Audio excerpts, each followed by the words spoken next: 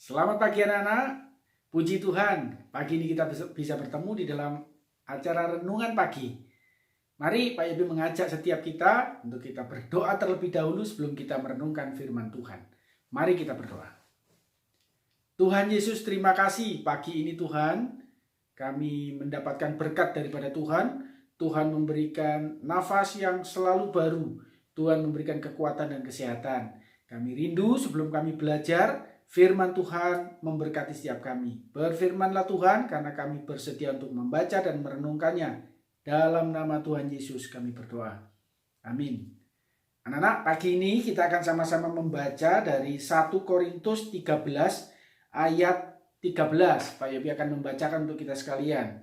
1 Korintus 13 ayat 13. Demikianlah tinggal ketiga hal ini, yaitu iman, pengharapan, dan kasih. Dan yang paling besar di antaranya ialah kasih. Judul renungan kita pada pagi hari ini yang adalah juga voice note atau pesan suara kita adalah kasih. Anak-anak, ada sebuah kisah yang mungkin saja anak-anak sudah pernah dengar. Ada seorang ayah bersama dengan seorang anaknya laki-laki. Suatu saat mereka pergi mengunjungi sebuah stasiun karena anaknya ingin melihat kereta dari dekat. Akhirnya mereka pergi ke sebuah stasiun, dan ketika mereka berada di sana, anaknya ini bermain-main di dekat kereta, melihat-lihat, kemudian berjalan di atas rel kereta yang kebetulan waktu itu masih sepi. Nah, ternyata ada satu waktu anak ini berlari-lari dari satu rel kereta ke rel kereta yang lain. Dan pada saat itu ternyata ada sebuah kereta yang datang. Tentu saja begitu mendengar suara kereta, ayahnya kaget dan segera mencari anaknya. Dia melihat ke kanan dan ke kiri, dan dia melihat bahwa anaknya itu ada pada jalur kereta yang akan melintas. Kontan saja ayahnya ini berlari kemudian berusaha menolong anaknya.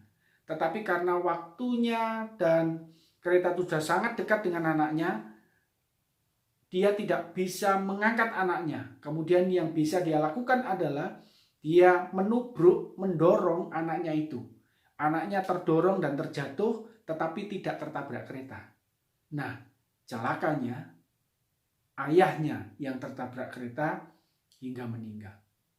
Anak-anak, dari cerita ini apa yang bisa kita dapatkan? Kita melihat bahwa seorang ayah yang sangat mengasihi anaknya. Dia ingin anaknya selamat meskipun ayahnya menjadi korban. Kalau kita melihat dalam satu firman Tuhan, kalau kita melihat kisah dari tokoh utama dari Alkitab ini yaitu Tuhan Yesus, itulah yang dikerjakan oleh Tuhan bagi setiap kita, anak-anak maupun Pak Yobi. Apakah itu? Tuhan Yesus mengerjakan kasih kepada dunia, kepada kita. Tuhan Yesus berkorban, turun dari surga ke dunia untuk menyelamatkan kita. Nah, anak-anak yang dikasih Tuhan, betapa besar kasih Allah, betapa luar biasa kasih Tuhan Bapa kita dengan memberikan anaknya yang tunggal untuk menyelamatkan setiap kita. Nah, ini merupakan juga adalah kehidupan orang Kristen. Orang Kristen itu hidupnya harus penuh kasih. Mengapa disebut begitu? Karena Tuhan Yesus sendiri di dalam kehidupannya menunjukkan bahwa kasih yang dia punya itu sangat besar. Karena itu, mari dengan penuh iman, dengan penuh keyakinan, dan kita dengan penuh pengharapan mengerjakan apa yang menjadi bagian kita. Mengasihi Tuhan dan mengasihi sesama kita. Mari bersama-sama kita mengasihi Tuhan dan mengasihi sesama. Kerjakan yang benar, lakukan yang baik. Kita akan menjadi berkat bagi banyak orang. Mari kita berdoa. Tuhan Yesus, terima kasih karena kebenaran firman Tuhan menolong setiap kami. Pagi ini kami bersyukur karena firman-Mu berbicara atas kami. Tuhan, mampukan dan tolong kami supaya kami melakukan yang benar di hadapan Tuhan. Dan kami melakukan kebaikan bagi orang yang ada di sekeliling kami. Memberi makan kepada orang yang membutuhkan, menolong teman yang sedang membutuhkan bantuan, dan banyak hal Tuhan yang bisa kami kerjakan. Mampukan kami ya Tuhan, tolonglah setiap kami. Kalau sebentar kami akan belajar, kiranya Tuhan tolong kami supaya kami dapat belajar dengan baik. Terima kasih Tuhan Yesus, di dalam nama-Mu yang kudus kami berdoa. Amin. Anak-anak, voice note atau pesan suara kita pagi ini adalah kasih.